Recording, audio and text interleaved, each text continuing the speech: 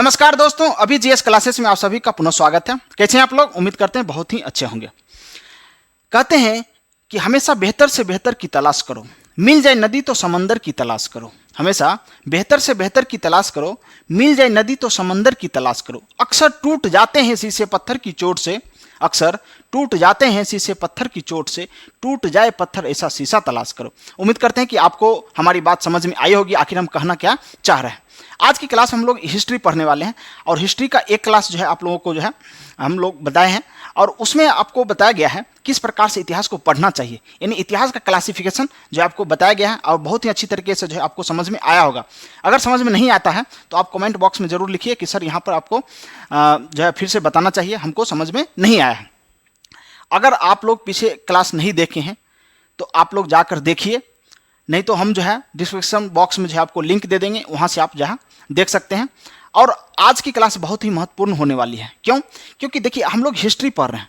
History पढ़ने से पहले ये जानना आवश्यक है, आखिर इतिहास जब हम लोग पढ़ते हैं तो इतिहास का साक्ष्य कहाँ से प्राप्त हुआ, क्या क्या स्रोत है, कहाँ कहाँ से इतिहास के बारे में हमको पता चला, जो आज हम लोग जो है पढ़कर और इतिहास के बारे में जानकारी इकट्ठा करते हैं।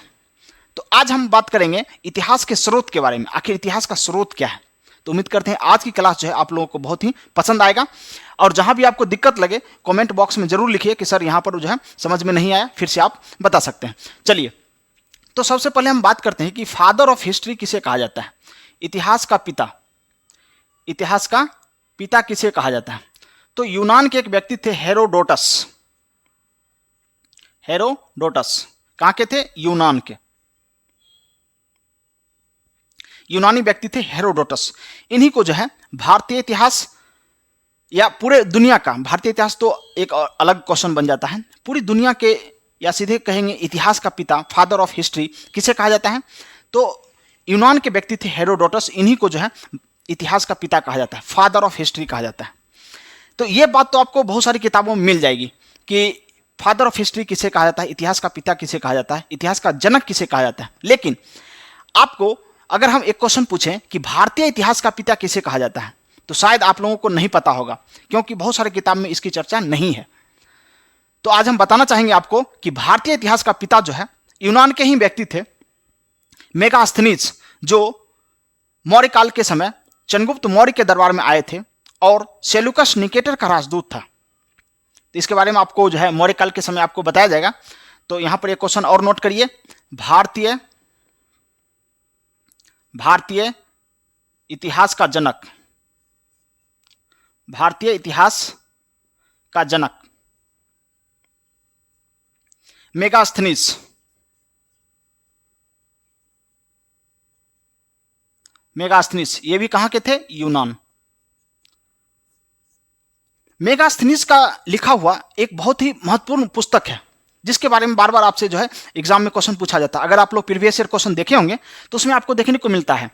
मेगास्थनीज ने एक पुस्तक लिखा था जिसका नाम था इंडिका। इंडिका जो थी बहुत ही महत्वपूर्ण पुस्तक है। इसमें जो है मौर्य साम्राज्य के बारे में जो है बहुत सारी जानकारी यहां से देखने को मिलता है। तो ये दो क्वेश्चन जो है आपके लिए बहुत ही महत्वपूर्ण है।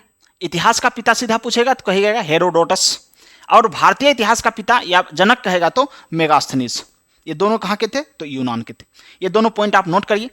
अब हम बात करेंगे कि स्रोत, जो इतिहास का स्रोत है वो किन किन चीजों से हमको इतिहास का स्रोत देखने को मिलता है।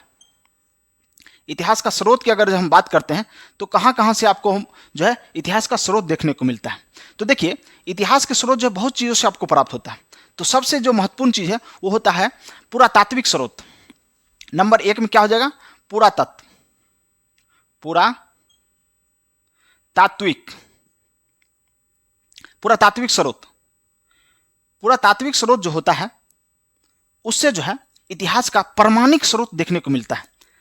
यानी ऑथेंटिक, जब बात करते हैं इतिहास का ऑथेंटिक स्रोत का, सोर्स का, तो ये कहां से मिलता है? पुरातात्विक। अब पुरातात्विक क्या होता है? देखिए पृथ्वी के अंदर से खोद कर इतिहास के जो भी साइट्स हैं या कह सकते हैं जो भी स्मारक हैं या जो भी ऐतिहासिक चीज मिला है पृथ्वी के अंदर से खुदाई करने के पश्चात और कार्बन डेटिंग विधि से उन सभी चीजों को जो है प्रमाणित किया गया है कि यह किस काल का है। तो उसको हम लोग क्या कहेंगे, पुरातात्विक स्रोत कहेंगे। जैसे आप लोग को सिंधु घाटी सभ्यता जब पढ़ाएंगे तो सिंधु सभ्यता का जब खुदाई हुआ था तो बहुत सारी चीज जो है उस समय का हमको प्राप्त हुआ था, और उससे जो है हमको उस समय के इतिहास की जानकारी प्राप्त होती है। तो ये आपको समझ में आ गया होगा कि पुरातात्विक स्रोत क्या है। और इसके अलावा जो है, पुरातात्विक स्रोत के अलावा है, आप लोग को जो है हम बताएंगे कि विभिन्न काल के जो है स्मारक के बारे में बताएंगे, जिसको हम लोग स्थापत्य कला कहते हैं। कि आप लोग देखे होंगे गुप्त काल के समय जो है बहुत सारे मंदिरों का निर्माण हुआ, मुगल काल के समय बहुत सारे मस्जिद का निर्माण हुआ। तो जितने भी ये आप लोग देख रहे हैं कि स्थापत्य कला, और हर साम्राज्य में आपको देखने को मिलेगा, जितना भी इतिहास में साम्राज्य आएगा सभी साम्राज्य में स्थापत्य कला एक महत्वपूर्ण भूमिका निभाता है। तो वो भी जो है इतिहास का एक स्रोत है, और उसको भी हम लोग किस में रख सकते हैं, तो पुरातात्विक स्रोत में रख सकते हैं। तो ये हो गया। दूसरा स्रोत हम बात करते हैं तो अभिलेख। देखिए अभिलेख जो है, ये जो है पत्थरों पर लिखवाया जाता था राजाओं के द्वारा। बड़ा सा पत्थर ले लिया और उस पर जो है छेनी हथौड़ी के माध्यम से जो है खोद खोद कर जो है उस पर लिखा जाता था। राजा के कार्यों के बारे में उसमें वर्णन किया जाता था कि हमने क्या किया। राजा बोलता था हमने जो जो कार्य किया वो उसमें अंकित करो। जैसे आप लोग अभी देखते होंगे वर्तमान में कहीं पर रोड बनता है ना, तो आप लोग देखे होंगे फलामा या किसी भी कोई ऐसा नाम होगा कि मुकेश कुमार माननीय विधायक या सांसद के द्वारा जो है इस रोड का जो है निर्माण किया गया, इस रोड की लंबाई इतनी है, यह रोड जो है यहाँ से यहाँ तक जाती है। ये पूरा इंफॉर्मेशन आपको देखने को मिलेगा। या गांव में देखिएगा मुखिया जी, तो पप्पू कुमार मुखिया जी या महेश कुमार मुखिया जी, कोई भी मुखिया जी का नाम लिखा रहेगा उसमें, जिसके द्वारा वो बनवाया जाता है। और कहाँ से वो रोड कनेक्ट होता है, कहाँ से कहाँ तक जाती है, वो सब इंफॉर्मेशन उसमें लिखा रहता है। तो यही चीज़ जो है ये अभिलेख में राजाओं के द्वारा लिखवाया गया। और कुछ अभिलेख की हम लोग चर्चा भी करने वाले हैं यहाँ पर कि कौन कौन से अभिलेख जो है किस लिए महत्वपूर्ण है। तो अभिलेख हो गया। अब हम तीसरा नंबर बात करते हैं, तो बहुत ही महत्वपूर्ण है ग्रंथ, जिसको हम लोग पुस्तक भी कहते हैं। अब ग्रंथ की जब हम बात करते हैं तो ग्रंथ जो है बहुत प्रकार के ग्रंथ आपको देखने को मिलेगा, और सबसे ज्यादा मिलेगा धार्मिक ग्रंथ। जो भारतीय इतिहास के स्रोत में अगर हम देखते हैं तो धार्मिक ग्रंथ जो है एक अपना अलग महत्व रखता है। तो एक हो जाएगा धार्मिक ग्रंथ, दूसरा हो जाएगा गैर धार्मिक ग्रंथ। जैसे आप लोग देखे होंगे कि अभी हम चर्चा किए हैं इंडिका, तो इंडिका जो हो जाएगा ये हो जाएगा विदेशी यात्रियों के द्वारा लिखा हुआ ग्रंथ है। तो विदेशी यात्री का एक अलग हम टॉपिक बना के हम पढ़ेंगे, और एक पढ़ेंगे गैर धार्मिक जो भारतीय लोगों के द्वारा लिखा गया। जैसे आप लोग को पढ़ाया जाएगा मुगल काल में चाणक्य के द्वारा जो है एक पुस्तक लिखा गया था जिसका नाम था अर्थशास्त्र। अर्थशास्त्र में राजनीति के बारे में बताया गया था। मौर्य काल के जो राजनीतिक व्यवस्था थी उसके बारे में जो है उसमें वर्णन किया गया है। तो उसको हम जो है धार्मिक ग्रंथ के अंदर नहीं रखेंगे, उसको हम लोग गैर धार्मिक ग्रंथ बोलेंगे। ऐसा बहुत सारा ग्रंथ है, तो वहां पर जो है हम लोग वो देखने वाले हैं। तो ये हो जाएगा ग्रंथ, पुस्तक से मिलता है। उसके बाद जो है सिक्का। आप लोग पढ़ते होंगे इतिहास में कि इस राजा के द्वारा जो है ऐसा सिक्का चलाया गया था। कोई राजा चांदी का सिक्का चलाया, कोई सोना का चलाया, कोई शीशा का चलाया। जैसे आप लोग देखे होंगे कि महाराष्ट्र के क्षेत्र में एक साम्राज्य उत्पन्न हुआ था जिसका नाम था सातवाहन। सातवाहनों के द्वारा जो था वो सिक्का चलाया गया था, किसका, शीशा का। अपने आप में एक जो है अनोखा चीज है। भारतीय इतिहास में जो है एकमात्र ऐसा राजवंश हुआ जिसने शीशा का सिक्का चलाया था। तो उससे भी पता चलता है कि इतिहास का स्रोत, तो इतिहास के स्रोत को जानने के लिए हमको जो है इन सभी चीजों के बारे में नॉलेज होना चाहिए। अभी हम लोग जो है अभिलेख की चर्चा करेंगे और ग्रंथ की चर्चा करेंगे, क्योंकि पुरातात्विक जो स्रोत है वो बहुत बड़ा है, बहुत विस्तृत है। तो पुरातात्विक स्रोत जो है वो हम कब पढ़ाएंगे, जब हम उस टॉपिक को कवर करेंगे। जैसे हम पढ़ाएंगे सिंधु घाटी सभ्यता, तो सिंधु घाटी सभ्यता में क्या क्या पुरातात्विक स्रोत मिला है वहां पर वो हम चर्चा कर लेंगे। और वहां पर जब हम बताएंगे आपको अच्छा लगेगा, क्योंकि उससे वो रिलेट करेगा, तब जाके आपके दिमाग में वो बैठ जाएगा। अभी हम बताएंगे तो खिचड़ी हो जाएगा, आपको कुछ समझ में नहीं आएगा। इसलिए स्टूडेंट और टीचर में यही अंतर होता है कि स्टूडेंट जो है सभी कुछ पढ़ लेते हैं और चाहते हैं कि सब कुछ याद हो जाए, रट लें पूरा। लेकिन टीचर जो है वो आपको जो आसान तरीका से कहाँ पर क्या चीज़ पढ़ना है उनको सब कुछ मालूम रहता है। इसलिए टीचर से एक बार बहुत अच्छे से जो है सिलेबस को कंप्लीट करिए, तब जाकर जो है आप अच्छे परफॉर्मेंस दे पाइएगा कोई भी एग्जाम में बैठने के समय। तो अब आप लोग हेडिंग डाल दीजिए अभिलेख, क्योंकि पहले हम लोग अभिलेख की चर्चा कर लेते हैं, क्योंकि पुरातात्विक स्रोत अभी हम नहीं करेंगे। जब हम अलग अलग टॉपिक पढ़ेंगे तो वहाँ पर हम पुरातात्विक स्रोत की चर्चा करेंगे। तो आप लोग हेडिंग डाल दीजिए अभिलेख। इससे पहले जितना भी इन्फॉर्मेशन आपको दिया गया है आप स्क्रीनशॉट लीजिए, नहीं तो वीडियो को पॉज करके इसको लिखिए और आप हेडिंग डाल दीजिए अभिलेख के बारे में। देखिए अभिलेख जो है, अभिलेख तो बहुत सारा अभिलेख है, लेकिन उतना हम लोग पढ़ेंगे अभी नहीं, क्योंकि जब जिस राजा के बारे में पढ़ेंगे वहाँ पर जो है उस अभिलेख की चर्चा करेंगे। और आपको जो है जितने भी अभिलेख हैं उन सभी का जो है एक चार्ट बनाकर दे दिया जाएगा एक ही जगह, और ये अभिलेख और उससे संबंधित राजा, हमारा जो टेलीग्राम चैनल है अभी जीएस ऑफिशियल, उससे आप जुड़ जाइए अगर नहीं जुड़े हैं तो। अगर जुड़े हुए हैं तो अच्छी बात है। वहाँ पर आपको जो है कोई भी पीडीएफ अगर प्रोवाइड किया जाता है, कोई भी कंटेंट आपको प्रोवाइड किया जाता है तो आसानी से वहाँ पर आपको प्राप्त हो जाता है और आप लोग पढ़ पाइएगा। क्योंकि जो भी हम पढ़ाते हैं और जो डेटा वाला होता है, जैसे आप लोग जानते हैं कि बहुत सारे एग्जाम में जो है स्टैटिक जीके पूछा जाता है, तो स्टैटिक जीके को जो है एक अलग टॉपिक के माध्यम से जो है आपको प्रोवाइड करवा दिया जाएगा, क्योंकि सब कुछ लिखना यहाँ इंपॉर्टेंट नहीं है और उतना आप लिख भी नहीं पाइएगा। इसलिए एक बार जरूर स्टैटिक जीके क्या होता है उतना याद नहीं कर पाइएगा, याद नहीं रख पाइएगा, उसको जो है एक झलक देखना पड़ता है। क्योंकि ऑप्शन के टाइम जब ऑप्शन आता है तो ऑप्शन में आप जो है उसको खोज कर आंसर कर सकते हैं। तो चलिए आप हेडिंग डाल दीजिए अभिलेख। अभिलेख,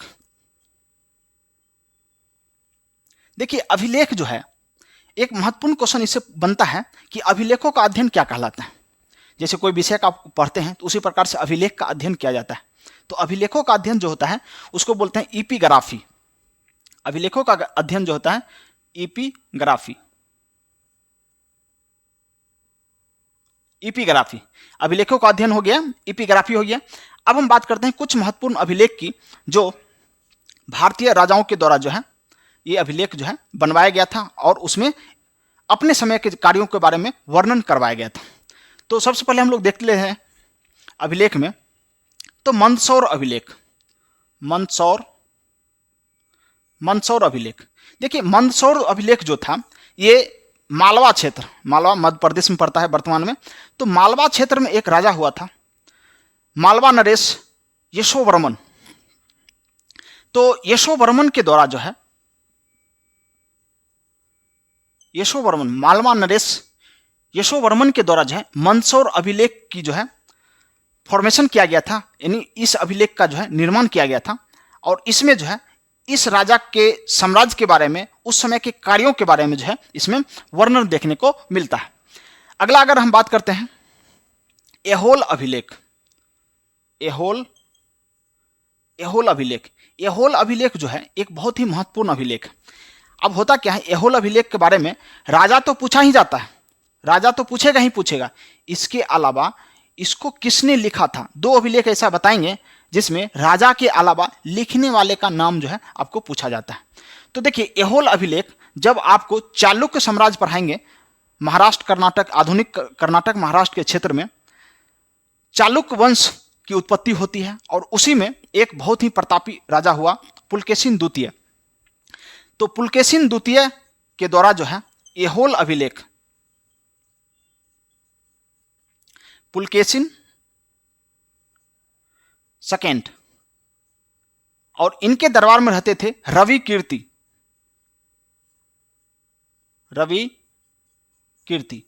रवि कीर्ति इनके दरबार में जो है एक तरह से कह सकते हैं कवि, इतिहासकार, लेखक। रवि कीर्ति किनके दरबार में? पुलकेशिन द्वितीय के दरबार में। और पुलकेशिन द्वितीय ने एहोल अभिलेख का जो है निर्माण किया। और आपसे क्वेश्चन बार बार पूछा जाता है कि एहोल अभिलेख का निर्माण किसके द्वारा करवाया गया।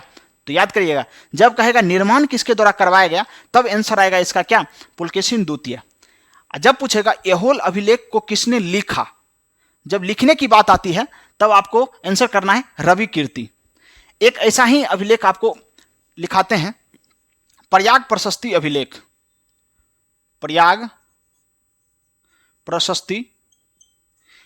प्रशस्ति अभिलेख जो है ये जो है समुद्रगुप्त का है,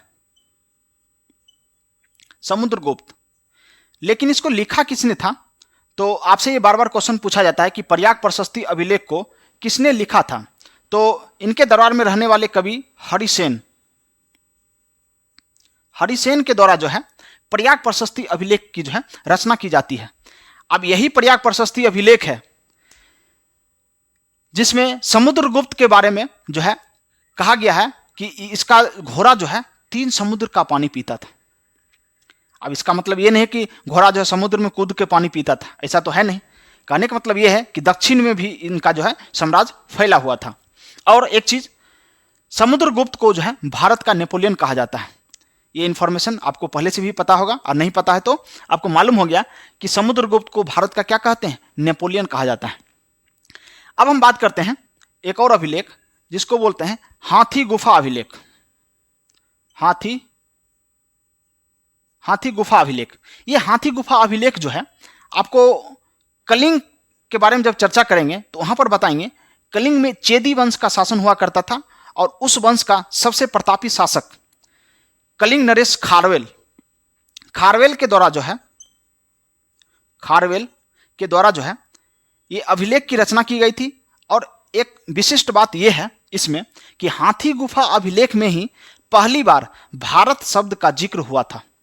पहली बार भारत शब्द की उत्पत्ति, या कह सकते हैं भारत शब्द का जिक्र जो है पहली बार किस अभिलेख में हुआ था, तो यही हाथी गुफा अभिलेख में। भारत जो शब्द है, इस शब्द का उल्लेख जो है आपको किस अभिलेख में देखने को मिला, तो ये हाथी गुफा अभिलेख में देखने को मिला था। आगे हम बात करते हैं, तो एक अभिलेख था जिसको बोलते हैं एरन अभिलेख। एरन अभिलेख जो था ये था भानुगुप्त का एरन अभिलेख। और इसमें एक विशिष्ट बात यह है कि इसी में सती प्रथा का जिक्र किया गया। सती प्रथा की जानकारी जो है आपको भानुगुप्त के एरन अभिलेख से मिलता है। देखिए बहुत ही महत्वपूर्ण है एरन अभिलेख। जब आपको गुप्त काल पढ़ाएंगे तो वहां पर बताएंगे कि पहली बार जो है सती प्रथा का उल्लेख जो है आपको किस में दिखने को मिलता था, तो ये भानुगुप्त का एरन अभिलेख में। अब हुआ क्या था कि भानुगुप्त जो है हुनों से जो है युद्ध कर रहे थे, और उन्हीं में इनका एक दोस्त था भानुगुप्त का, वो शहीद हो गए, वीर गति को प्राप्त किए। तो उनके मरने के पश्चात जो है उनकी पत्नी जो है सती हो गई। वही वर्णन जो है आपको इस अभिलेख में देखने को मिलता है, एरन अभिलेख, भानुगुप्त का एरन अभिलेख में आपको देखने को मिलता है। तो उम्मीद करते हैं कि ये सब अभिलेख जो है आपको समझ में आया होगा कि किस प्रकार से जो है ये अभिलेख और इससे रिलेटेड जो भी राजा हैं आपको लिखाया गया था। एक अभिलेख और महत्वपूर्ण है जो आपको जूनागढ़ अभिलेख के नाम से जाना जाता है। जूनागढ़ अभिलेख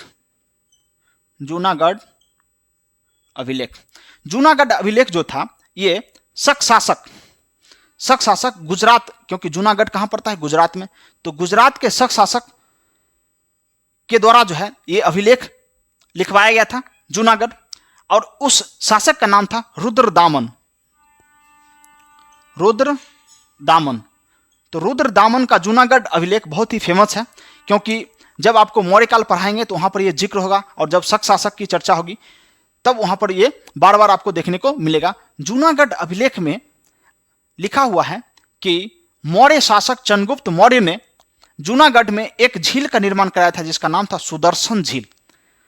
उस झील का जो है मरम्मत करने का काम जो है ये रुद्रदामन के द्वारा किया गया था, और यही चीज जो है इसमें लिखा हुआ है। तो आप लोग को जो इन्फॉर्मेशन यहाँ पर जो मिल रहा है ये जो है इतिहास का स्रोत है जो आपको अभिलेख के माध्यम से देखने को मिलता है। तो उम्मीद करते हैं आपको ये समझ में आया होगा कि अभिलेख से जो है आपको क्या क्या इन्फॉर्मेशन इतिहास के बारे में मिलता है। अब हम बात करेंगे किताब के बारे में, ग्रंथ के बारे में, क्योंकि देखिए सभी अभिलेख की हम चर्चा नहीं कर सकते हैं क्योंकि बहुत ज़्यादा अभिलेख है। आपको जो है एक लिस्ट बनाकर जो है आपको टेलीग्राम चैनल पर वहाँ पर भेज दिया जाएगा, वहाँ से आप नोट कर सकते हैं। तो कुछ इंपॉर्टेंट अभिलेख था जिसमें हम जो है आपको बताएं, और जो जो इन्फॉर्मेशन वहाँ से दिया गया है, जैसे भारत शब्द आपसे पूछा जाता है, भारत शब्द का जिक्र जो है किस अभिलेख में किया गया, तो याद रखिएगा कि भारत शब्द का जिक्र जो है खारवेल के द्वारा लिखवाया गया हाथी गुफा अभिलेख में, और एरन अभिलेख में बहुत ही महत्वपूर्ण है सती प्रथा। ये चार जो है आपको बहुत ज़्यादा क्वेश्चन पूछा जाता है। यहोल अभिलेख, प्रयाग प्रशस्ति, हाथी गुफा, एरन अभिलेख। ये क्यों पूछा जाता है? क्योंकि रवि कीर्ति के माध्यम से, और ये पूछा जाता है हरिसेन, ये भारत शब्द, और ये सती प्रथा। तो इसलिए ये बहुत ज़्यादा फेमस है। आपको ये नोट करना है, नोट करिए, नहीं तो इसको स्क्रीनशॉट लीजिए। आगे हम बढ़ेंगे ग्रंथ के बारे में, पुस्तक के बारे में बात करेंगे। तो देखिए पुस्तक में आपको हम बता ही चुके हैं कि इसमें धार्मिक ग्रंथ आएगा, गैर धार्मिक ग्रंथ आएगा, और इसके साथ साथ जो है आपको विदेशी, जितने भी विदेशी इतिहासकार भारत में घूमने के लिए आए और उस समय की परिस्थितियों को देखकर उन्होंने अपना किताब लिखा, और उस किताब में जो है आपको देखने को मिलता है उस समय की इतिहास के बारे में। तो यहाँ पर जो है आप हेडिंग डाल दीजिए ग्रंथ या पुस्तक। ये ग्रंथ और पुस्तक की जब हम बात करते हैं तो इसमें आपको तीन चीज देखने को मिलेगा। तो पहला तो हो जाएगा धार्मिक, दूसरा हो जाएगा गैर धार्मिक, और तीसरा हो जाएगा विदेशी वृत्तांत, यानी विदेशी यात्रियों का यात्रा वृत्तांत। तो पहला जो ग्रंथ है उसकी हम लोग चर्चा कर लेते हैं, जिसको बोलते हैं धार्मिक ग्रंथ। धार्मिक ग्रंथ, तो धार्मिक पुस्तक जो है भारतीय इतिहास के लिए जो है बहुत ही महत्वपूर्ण है। अब धार्मिक पुस्तक में बात करेंगे तो सबसे पहले आता है वेद, क्योंकि वेद से जो है एक इतिहास का एक पार्ट आपको देखने को मिलता है, जिसको बोलते हैं वैदिक काल। वैदिक काल में जो भी घटना घटी या वैदिक काल के लिए जो भी इतिहास के स्रोत मिले हैं वो आपको देखने को मिलता है कहाँ से, तो वेदों से। तो धार्मिक पुस्तक में अगर हम देखते हैं तो सबसे पहले हम लोग देखेंगे वेद। वेद की संख्या कितनी है, तो 4। यह हो जाएगा ऋग्वेद, ऋग्वेद, यजुर्वेद, यजुर्वेद, सामवेद, अथर्ववेद, अथर्ववेद। ये 4 वेद जैसे हम लिखे हैं वैसा ही आपको याद करना है। अभी हम सीरीज में क्यों लिखें, क्योंकि अथर्ववेद का निर्माण जो हुआ था, अथर्ववेद जो लिखा गया था सबसे लास्ट में लिखा गया था, और सबसे पहले किसकी रचना हुई, तो ऋग्वेद की रचना हुई। यहां पर सिर्फ हम वेद के प्रकार हम देख लिए कि वेद जो है कितने होते हैं, इनका नाम हम लोग देख लिए। आपको भी नाम याद करना है चारों, क्योंकि आपसे पूछा जाता है वेद की संख्या कितनी है, और कभी कभी ये पूछ लिया जाता है निम्नलिखित में से कौन सा वेद नहीं है या कौन सा वेद है। इसके चलते जो है आपको ये सभी याद करना पड़ेगा और आसानी से हो जाएगा। ऋग्वेद, यजुर्वेद, सामवेद, अथर्ववेद, इसके बारे में डिटेल्स हम लोग जब हम लोग वैदिक काल पढ़ेंगे वहां पर जो है सभी वेद के बारे में हम लोग डिटेल से चर्चा करेंगे कि आखिर इन वेद में क्या क्या चीज जो है लिखा हुआ है, जो एग्जाम के पॉइंट ऑफ व्यू से महत्वपूर्ण है। दूसरा हम लोग देखते हैं वेदांग। वेदांग, अब देखिए वेदांग की संख्या जो है वो 6 है। अब वेदांग की रचना हुई क्यों, आप लोग को पता होगा कि आप लोग जब एनसीईआरटी पढ़ते हैं, एनसीईआरटी बुक पढ़ते हैं, तो आपको उतना समझ में नहीं आता है। क्यों नहीं समझ में आता, क्योंकि एनसीईआरटी में जो लैंग्वेज इस्तेमाल किया गया, जो भाषा इस्तेमाल किया गया, जो शब्द का इस्तेमाल हुआ है, वो शब्द थोड़ा सा डिफिकल्ट है। आम जनजीवन के द्वारा जो है वो शब्द नहीं बोला जाता है, इसलिए आपको वो डिफिकल्ट लगता है। उसी प्रकार से वेद की रचना संस्कृत में हुई और संस्कृत के कठिन कठिन शब्द का इस्तेमाल जो है उसमें किया गया है। इसलिए वेदों को सही से पढ़ने के लिए, आसान तरीका से पढ़ने के लिए जो है वेदांग की रचना की गई। तो वेदांग कुछ नहीं है, वेदांग जो है ये वेद को पढ़ने में क्या करता है, एक तरह से सहूलियत प्रदान करता है, आसानी हो जाता है वेद को पढ़ने में। तो वेदांग की संख्या 6 है, और 6 वेदांग कौन कौन सा है, तो देखिए शिक्षा, पहला वेदांग शिक्षा, ज्योतिष, शिक्षा, ज्योतिष, कल्प, व्याकरण, निरुक्त एवं छंद। जैसे हम लिखे हैं वैसा ही आपको याद करना है, यानी कोई कंप्रोमाइज नहीं, इधर उधर उछल पुछल नहीं करना है, इसको एकदम सीरीज में याद करना है। शिक्षा, ज्योतिष, कल्प, व्याकरण, निरुक्त, छंद, एकदम 2-3 बार इसको पढ़िए, आपको आसानी से याद हो जाएगा, इसमें कोई भी कंफ्यूजन आपको नहीं रहने वाला है। शिक्षा, ज्योतिष, कल्प, व्याकरण, निरुक्त, छंद, शिक्षा, ज्योतिष, कल्प, व्याकरण, निरुक्त, छंद, एकदम ऐसे फराटेदार तरीके से आप याद करिए कि सामने वाला जो है आपको देखकर हैरान हो जाए कि आखिर ये पढ़ता कैसे है। एकदम वैसे तरीके से आपको पढ़ना है। शिक्षा, ज्योतिष, कल्प, व्याकरण, निरुक्त, छंद, बस 2 सेकेंड में इसको बोलना है, ज्यादा नहीं, 2 सेकेंड में। अब हम तीसरा जो पुस्तक है उसकी हम लोग चर्चा करते हैं, जिसका नाम है उपनिषद। उपनिषद, उपनिषद की संख्या 108 है। आपसे पूछा जाता है कि उपनिषद की संख्या कितनी है, 108 है। अब 108 उपनिषद को हमको पढ़ना नहीं है, जो इंपॉर्टेंट उपनिषद है उसके बारे में हम लोग चर्चा करेंगे कि आखिर ये उपनिषद जो है क्यों महत्वपूर्ण है। क्योंकि 108 पढ़ना बहुत ही मुश्किल है और एग्जाम में पूछा भी नहीं जाता है। तो जितना ज़रूरत है उतना ही हम लोग पढ़ेंगे, इसके अलावा हम लोग कुछ भी नहीं पढ़ने वाले हैं, क्योंकि फालतू में पढ़ने से कोई फ़ायदा है नहीं। आप लोग जैसे पढ़ते होंगे तो आप लोग सब कुछ पढ़ लेते हैं, इसलिए एग्ज़ाम नहीं निकलता है। अब एग्ज़ाम उसी का निकलता है जिसको पता है, जिसको मालूम है कि पढ़ना क्या है और छोड़ना क्या है। पढ़ने से ज़्यादा इंपॉर्टेंट होता है नहीं पढ़ने वाली चीज़ों को समझना।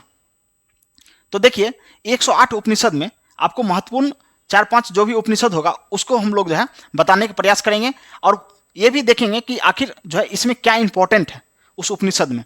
तो देखिए सबसे पहले हम लोग देखते हैं बृहदारण्यक उपनिषद। बृहदारण्यक,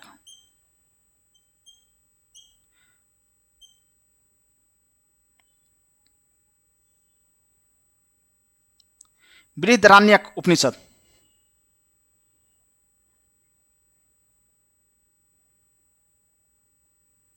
बृहदारण्यक, बृहदारण्यक उपनिषद जो है ये सबसे प्राचीन है, ये सबसे प्राचीन है, और इसी में जो है अश्वमेध यज्ञ,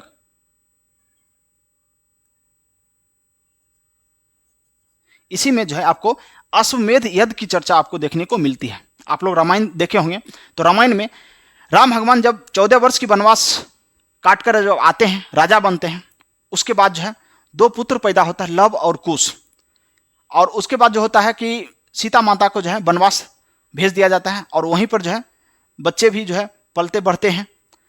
तब होता है कि राम भगवान के द्वारा जो है एक यज्ञ किया जाता है जिसका नाम था अश्वमेध यज्ञ। अब अश्वमेध यज्ञ में होता क्या है, इसमें एक घोड़ा छोड़ा जाता है पूजा अर्चना करने के पश्चात। उस घोड़ा के पीछे जो है सैनिक रहती है, और जिस व्यक्ति के द्वारा वो घोड़ा पकड़ा जाता है उसको युद्ध करना पड़ता है इस राजा से जिसने इसको छोड़ा है।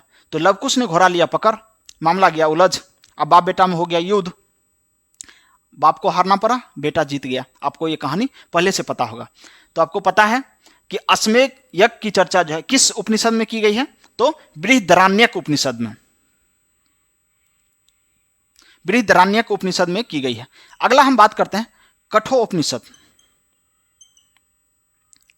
कठोपनिषद,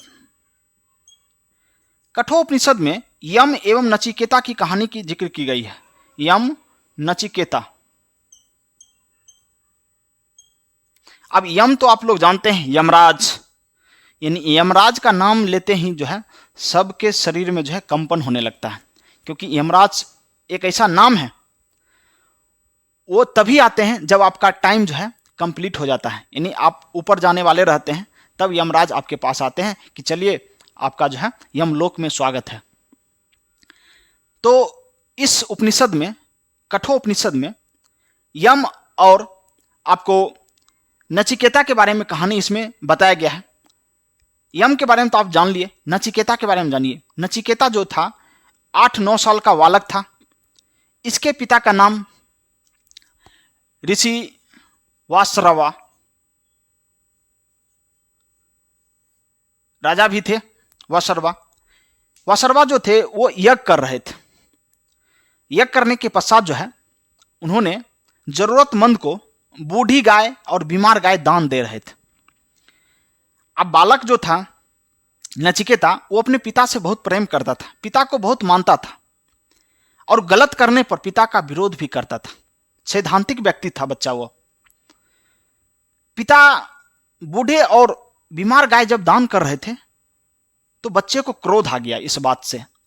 बच्चे ने कहा, हमको कब दान कर रहे हैं और किसको दान कर रहे हैं? 2-3 बार बच्चे के बोलने के पश्चात गुस्से में वासरवा ने बच्चे को कहा, तुमको हम यमराज को दान करेंगे। बच्चा ये सुनते ही यमलोक चलना प्रारंभ कर दिया। यमलोक पहुंच गया बच्चा। यमलोक में जब पहुंचा तो वहां यमराज था ही नहीं, क्योंकि यमराज तो अपने घर पर रहते ही नहीं है। भर दिन जो है लोगों को उठाने का काम करते हैं कि चलिए भाई आपका समय कंप्लीट हो गया, यमलोक में आपका स्वागत है। तो यमराज तो अपने ड्यूटी पर थे।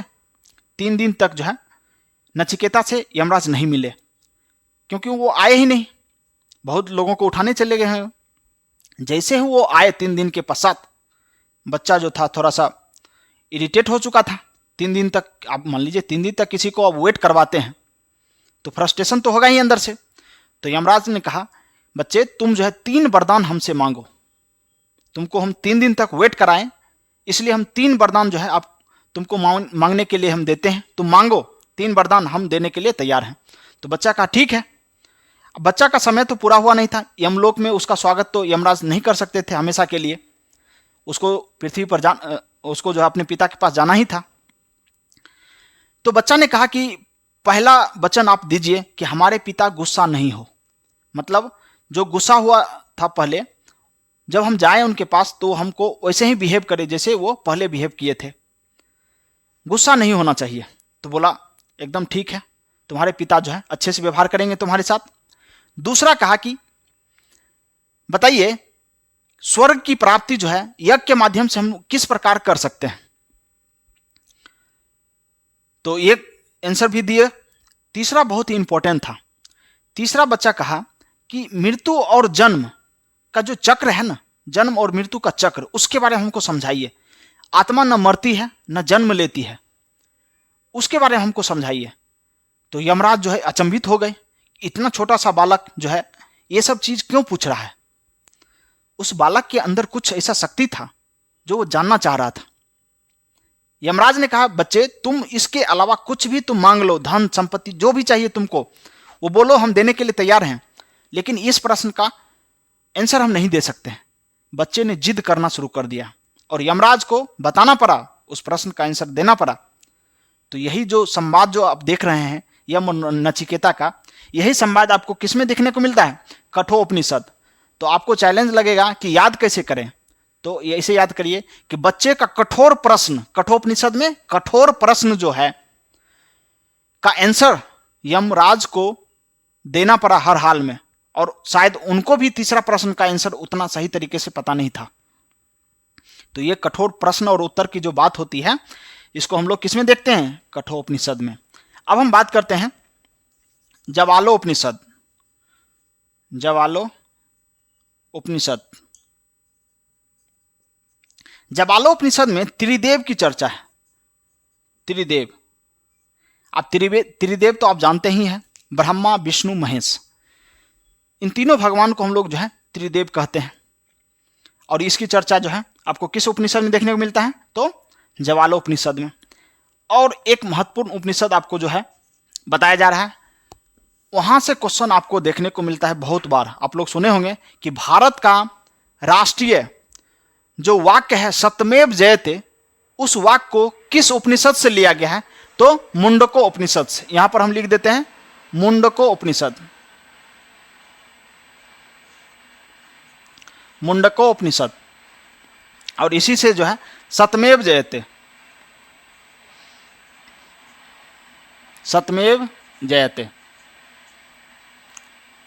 सत्यमेव जयते। आप लोग देखे होंगे जो अशोक स्तंभ है, सारनाथ का अशोक स्तंभ से जो है ऊपर वाला जो एरिया होता है, उसको जो है आप भारतीय जो राष्ट्रीय चिन्ह है उसको मान्यता प्राप्त है। हमारा जो राष्ट्रीय चिन्ह है अशोक स्तंभ जो है सारनाथ का, वही है। और उसी में देखिएगा शेर के नीचे जो है एक वाक्य लिखा रहता है जिसका नाम है सत्यमेव जयते, यानी सत्य की जय हो, सत्यमेव जयते।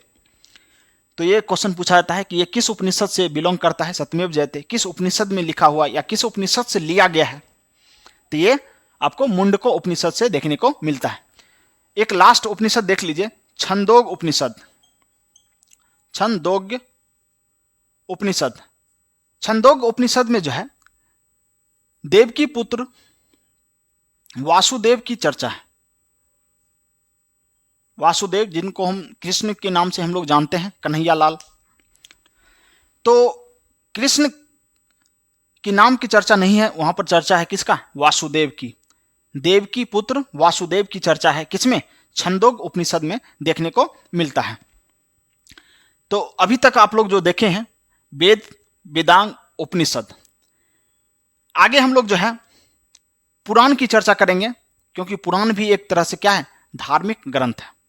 तो अगला हेडिंग आप लोग लिख लीजिएगा पुराण। इतना जो इन्फॉर्मेशन आपको दिया गया है आप इसको जो है स्क्रीनशॉट लीजिए, नहीं तो आप वीडियो पॉज करके इसको लिख सकते हैं। आगे हम लोग चर्चा करने वाले हैं पुराण की, तो आप लोग इसको नोट कर सकते हैं। अगला हेडिंग डालिए पुराण। पुराण की संख्या जो है 18 है, आप लोग पहले से जानते हैं। और नहीं जानते हैं तो आज आपको जो है पता चल जाएगा कि पुराण की संख्या 18 है। और इसमें से जो है महत्वपूर्ण 2-3 पुराण जो है उसके बारे में चर्चा करेंगे, जहां से जो है इतिहास की जानकारी आपको देखने को मिलता है। अगला जो है पुराण, पुराण की संख्या जो है 18, और इसमें 2-3 पुराण जो है बहुत ही इंपॉर्टेंट है। सबसे पहला हम लोग देखते हैं पुराण के बारे में। देखिए कि एक क्वेश्चन पूछा जाता है कि पुराण की रचना किसने किया, रचना। तो पुराण की रचना जो है लोमहर्ष ऋषि एवं इनके पुत्र अग्रसर्वा के द्वारा जो है किया गया। लोमहर्ष ऋषि और इनके पुत्र थे अग्रसर्वा, उनके द्वारा जो है पुराण की रचना की गई। पुराण को जो है 5वां वेद कहा जाता है, इसे 5वां वेद कहा जाता है। आप लोग 4 वेद अभी जस्ट पढ़े हैं, 4 वेद, इसको जो है 5वां वेद की संज्ञा दिया गया है पुराण को। तो ये 2 इंफॉर्मेशन जो है आपको बहुत इंपॉर्टेंट है, पुराण की रचना और इसको जो है 5वां वेद कहा जाता है। आगे हम बात करते हैं मत्स्य पुराण। मत्स्य पुराण जो है सबसे प्राचीन है। सबसे प्राचीन पुराण कौन सा है? मत्स्य पुराण है।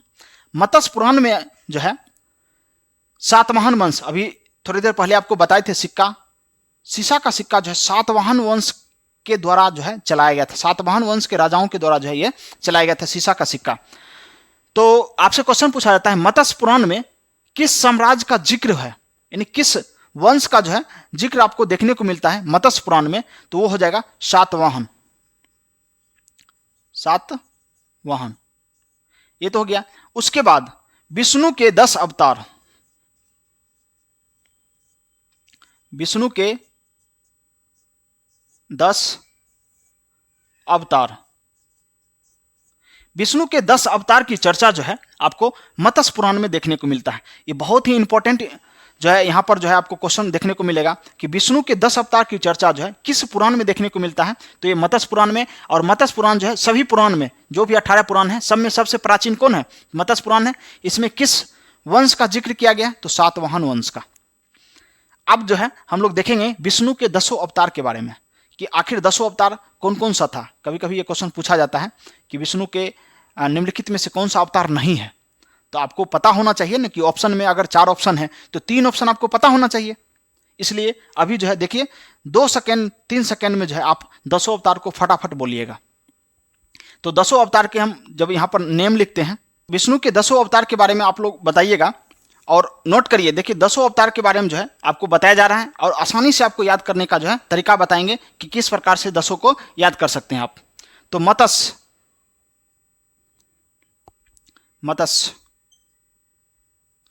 अब इसमें कंफ्यूज नहीं होइएगा कि मत्स्य जो है पुराण भी है और मत्स्य जो है विष्णु का अवतार भी है।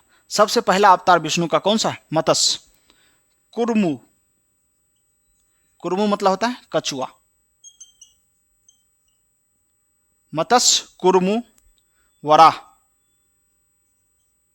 वराह मतलब सुअर। मत्स्य, कुर्मु, वराह, नरसिंह, मत्स्य, कुर्मु, वराह, नरसिंह, वामन, परशुराम,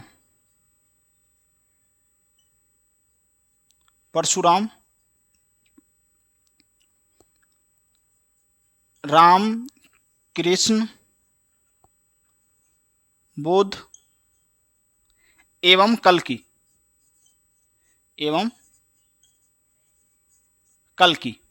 ये 10 जो है आपको सही से लिखाया गया और ये सीरीज में है। ये नहीं कि उथल पुथल करके लिखें, एकदम सीरीज में है। पहले ये होगा फिर लास्ट में वो होगा, अभी ये आया नहीं है। भगवान बुद्ध तो आप लोग देख लिए हैं, भगवान बुद्ध को जो है विष्णु का 9वां अवतार माना जाता है और कहा जाता है कि 10वां अवतार जो होगा वो कल्कि होगा। तो यहां से याद करिएगा मत्स्य, कुर्मु, वराह, 3 करके याद करिए। मत्स्य, कुर्मु, वराह, नरसिंह, वामन, परशुराम। नरसिंह, वामन, परशुराम, 3 3 6 ये पेयर बनाइए। मत्स्य, कुर्मु, वराह, नरसिंह, वामन, परशुराम। राम कृष्ण बुद्ध कल की, ये 4 को आप जो है एक साथ पढ़िए, एकदम आसान हो जाएगा।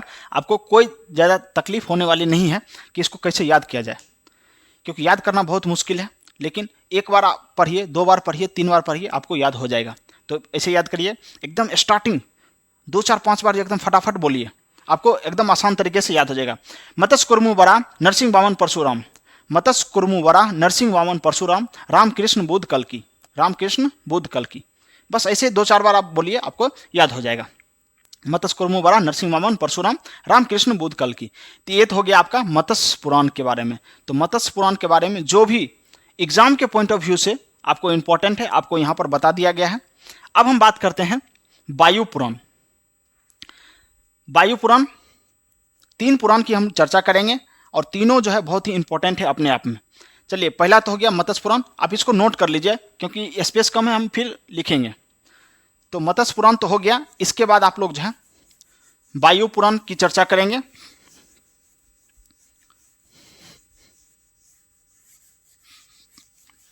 हेडिंग डाल दीजिए वायु पुराण। वायु पुराण, देखिए वायु पुराण में जो है गुप्त वंश की चर्चा की गई है।